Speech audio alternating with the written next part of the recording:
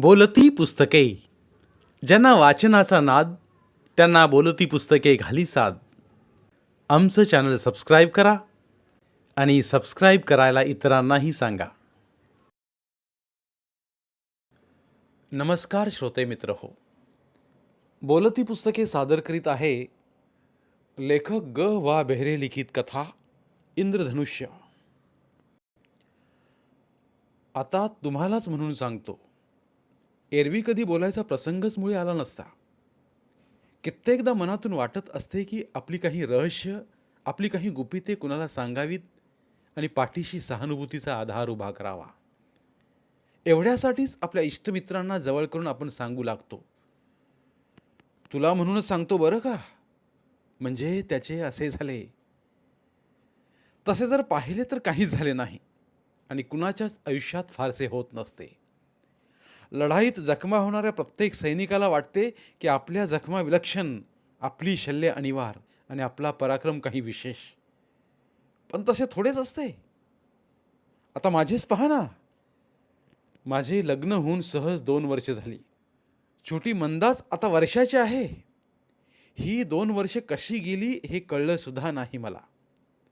पुस्तकाच्या पानासारखे दिवस मागे गेले. जानकी माझी बायको सुंदर आहे. शारदेपेक्षा सुंदर आहे खास. सुस्वभावी आहे, समाधानी आहे. त्या बाबतीत मी खरोखरीच भाग्यवान आहे.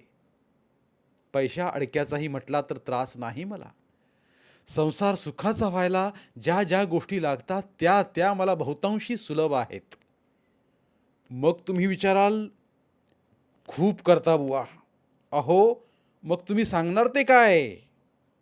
गाडी पुण्याहून निघाली आणि मुंबईला पोचली, यात काय सांगायचं? सांगणार, रोजचंच आहे ते. आत्ता कुठे अपघात झाला, घाट कोसळला, पूल पडला, असे काही विस्मयकारक असेल तर हरकत नाही. पण तुमच्या ह्या गोष्टीत तसं काही दिसत नाही बुवा. कबूल कबूल आहे मंडळी. मी काही कुणी पंडित नाही.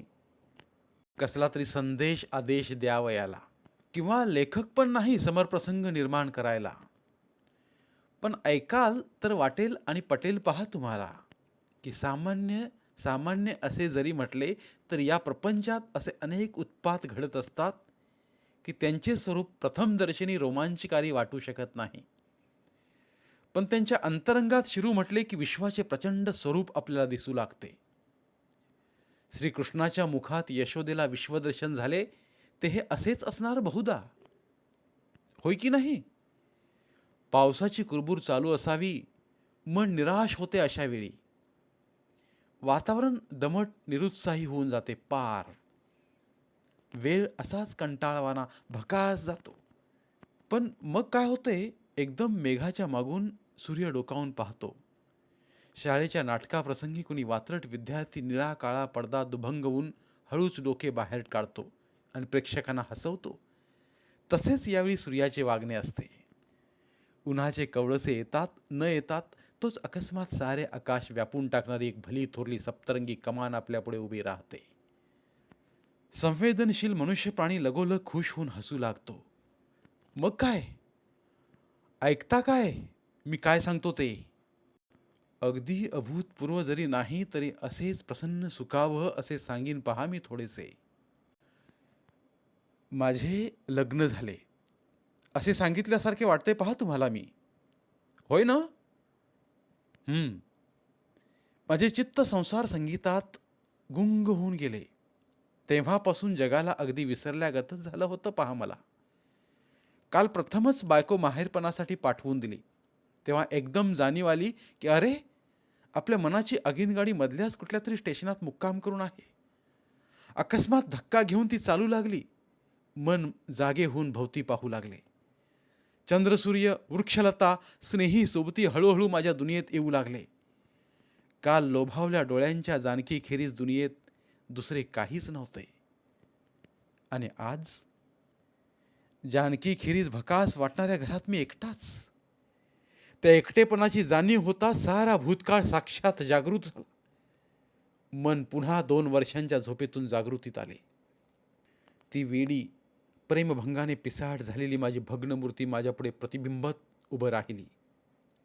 त्या विचित्र आत्मदर्शनाचे मला आता हसू येते. आत्मघाताच्या आतताईपणाचे आज मी काहीही झाले तरी समर्थन करणार नाही. पण प्रीती वैफल्याचा तो विलक्षण दाह आठवला की मन बंदीखान्यातून अवचितपणे मुक्त झालेल्या रानटी पशुप्रमाणे बेफाम बेलगाम होऊ लागते. आपल्याला वाटत असते अग्नी विझला, नुसती राखच उरली आता. पण अकस्मात ज्वाळा उठून देह होरपळतो तेव्हा कळून चुकते की अंगार विझला नव्हता, लपला होता, लपला होता. कवी लोक मोठे चोर आहेत. स्त्री प्रीतीचे भारी स्तोम त्यांनी माजवून ठेवले आहे. स्त्री इतकीच पुरुषाची पहिली प्रीती सात्विक, स्थिर आणि प्रभावी असते. पण तो विफल ठरली तर त्याच्या स्वाभाविक काठिण्यामुळे प्रेमभावनेवरचा त्याचा विश्वासच उडून जातो. ती पहिली वहिली प्रीती स्वप्ने जर वास्तवात आली, सहृदयतेचे आणि अनुकंपेचे मनोरे जर उभे राहून रवी प्रकाशात तळपू लागले तर जग किती मोहक मोहक भासू लागेल. पण तसे होत नाही. कल्पनांचे कुतुब मिनार, काव्याचे ताजमहाल, प्रणयाचे गोल घुमट धडाधड कोसळू लागतात. आणि मग पुरुष स्त्रीला भोग वस्तू मानून तिच्यावरच सूड उगू लागतो. वास्तविक शारदेने मला फसवले नव्हते आणि मीही तिला फसवले नव्हते. दुसऱ्याच कोणीतरी म्हणजे परिस्थितीने आम्हाला फसवले होते. पण म्हणून समाजावर तुटून पडण्याचा, नवे नीतिमंदिर निर्माण करा अशा हकाटीचा वेडेपणा मला जसा तेव्हा मंजूर नव्हता तसाच आत्ताही नाही. कारण मला माहीत आहे की आम्हीच जात गोत न जुमानता लग्न केले असते तर कोण काय करणार होते आमचे. इतके असून सुद्धा तोडवले का ते आम्हाला समाजबंध? नाही, होतच नाही. ते कुणाकडूनच होत नाही. तसे झाले असते तर रोजच्या रोज नवीन समाज घटना झाल्या नसत्या का? सांगायचे इतकेच की आज 2 वर्षानंतर पूर्वप्रीतीचा दाह मनात सुरू झाला. विजेच्या इंजिनापाशी उभे राहिल्यानंतर भकभक असा डोक्यात सारखा घोष सुरू होतो. तसेच काहीसे भूतकाळातील कटुतर स्मृतीचे नसते का? काही केल्या थांबवता म्हणून येत नाही आपल्याला तो. मन बेचैन झाले. पोथीची पाने वाऱ्याने उडू लागताना ती वाचता येऊ नयेत तसेच आठवणीचे झाले. ते पान मागे जाताना स्पष्ट जाणीव होते, पण ते वाचणे आणि त्याचा अर्थ ग्रहण करणे फार फार कठीण होते. तसेच माझ्या साऱ्या गतजीवनाचे होऊ लागते. मन शांत व्हावे म्हणून बाहेर गॅलरीत आलो. पावसाची मुख मंद गती सर पडायच्या बेतात होती. तुषार चमकत होते. हवा गारटली होती. थंडगार गाभाऱ्यात अभिषेक चालावा म्हणजे त्या अर्धप्रकाशित जागेत काहीसे विचित्र वातावरण निर्माण होते. तसेच या पृथ्वीच्या भव्य गाभारात जमू लागले होते. मी समोरच्या शिवाजी पार्कच्या ग्राउंडकडे पाहिले. ते अगदी शांत निर्मनुष्य होते. केळुस्कर रस्त्यावरून एक स्त्री अगदी एकटी पावसात भिजत येताना पाहताच माझे कुतूहल जागे झाले. मी दृष्टी जरा तीक्ष्ण केली आणि पाहू लागलो. तिनेही का कुणास ठाऊक मान वर केली. आणि काय, ती शारदा. हो, शारदाच होती ती. माझ्या मनोसागरावर कसलाही तरंग उमटण्यापूर्वीच मान उंचावून ती म्हणाली, वर कुठून यायचं रे? वाट दाखव पाहू. मला थक्क होण्यापलीकडे इलाजच नव्हता. निरांजनासारखे तिचे डोळे रोखून ती माझ्याकडे पाहत होती. तीच शारदा, 2 वर्षापूर्वींची अवखळ बंडखोर शारदा माझ्यापुढे तारेच्या खांबाप्रमाणे ताठ उभी होती. मला तिने साफ लाजवले हे मी कबूल करून टाकतो. मी बोटाने रस्ता दाखवला व पुढे होऊन दार उघडले. ती हसत होती. मला अगदी हेवा वाटला त्या सुप्रसन्न हास्याचा. ती पूर्वीपेक्षा सुंदर खचित दिसू लागली होती. सुरूच्या झाडाचा पोरकटपणा जाऊन एखाद्या डेरेदार अमृवृक्षाप्रमाणे स्थिर, प्रसन्न आणि शांत झाली होती ती सरळ आत शिरली. इकडे तिकडे पाहत शेवटी खुर्चीवरून नॅपकिन उचलून घेत तिने तोंड हात पुसून घेतले.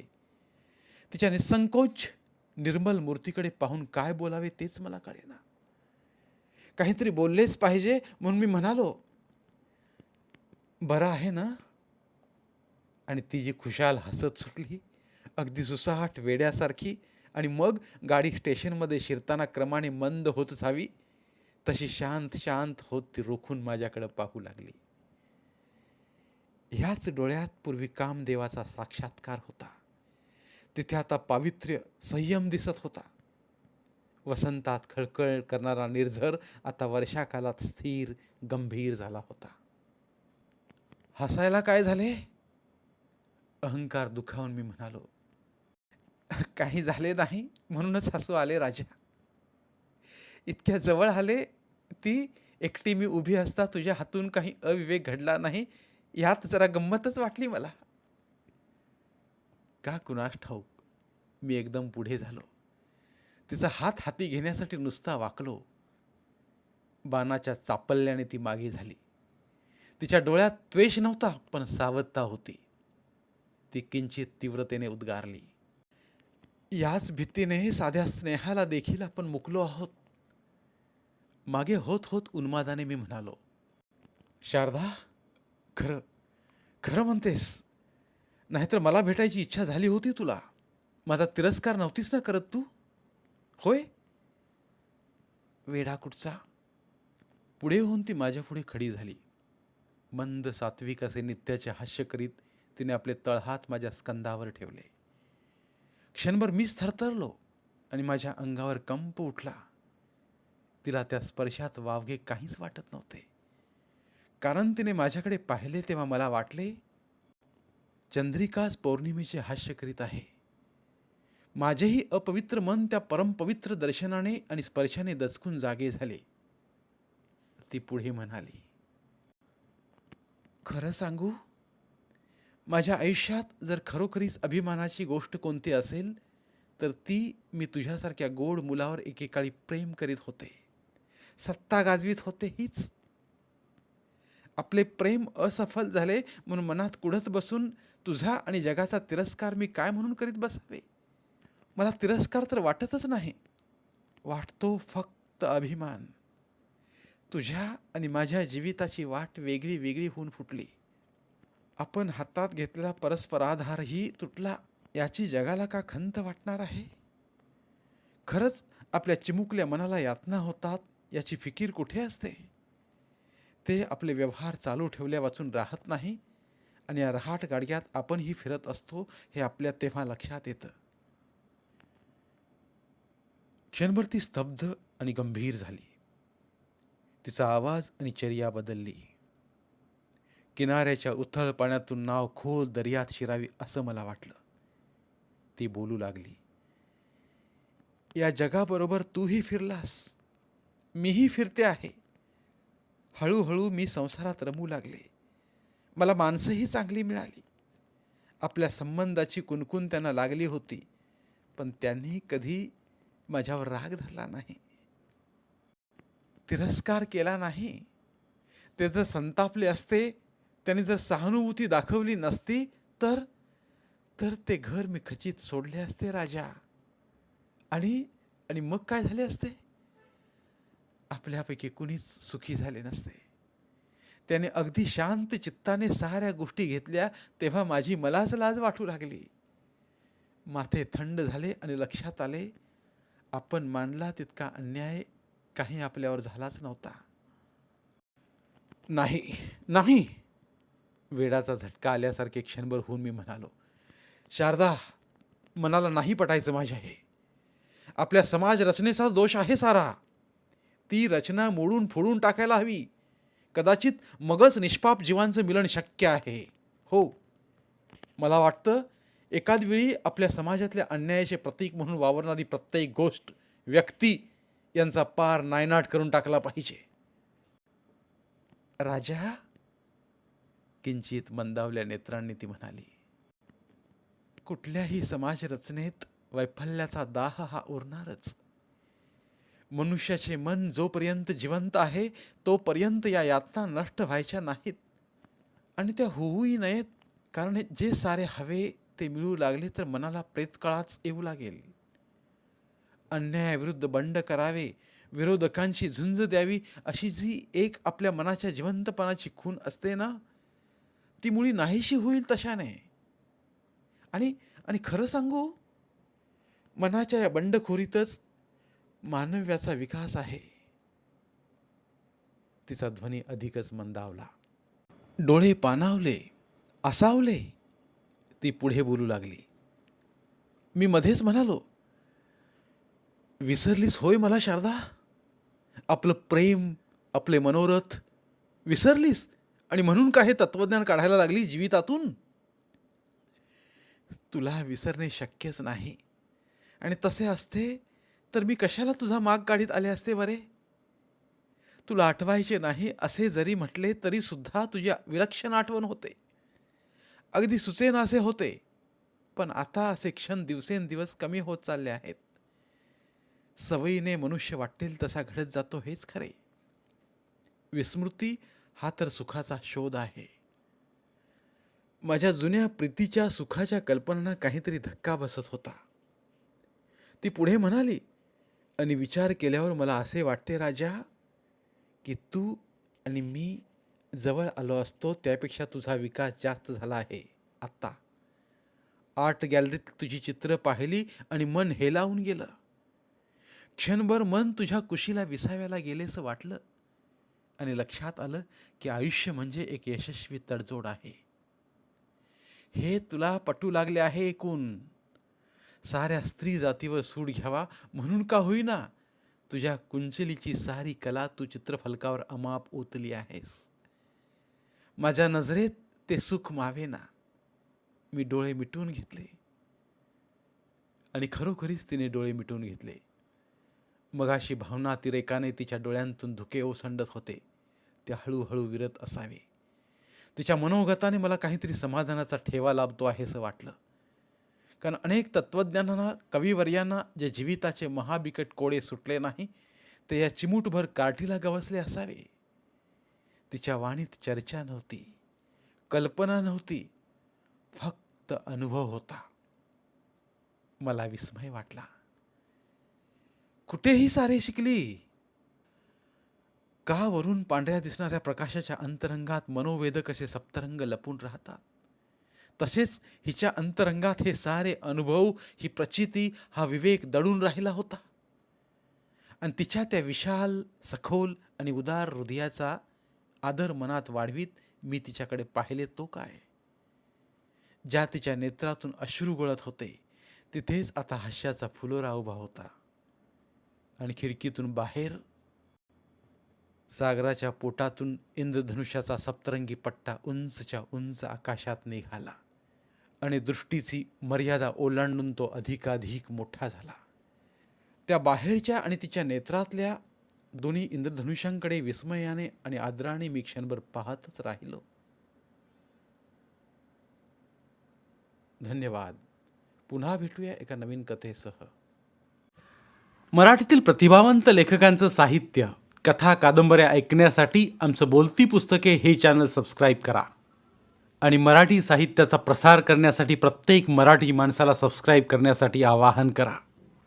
आणि बोलती पुस्तके या साहित्य चळवळीत सहभागी व्हा.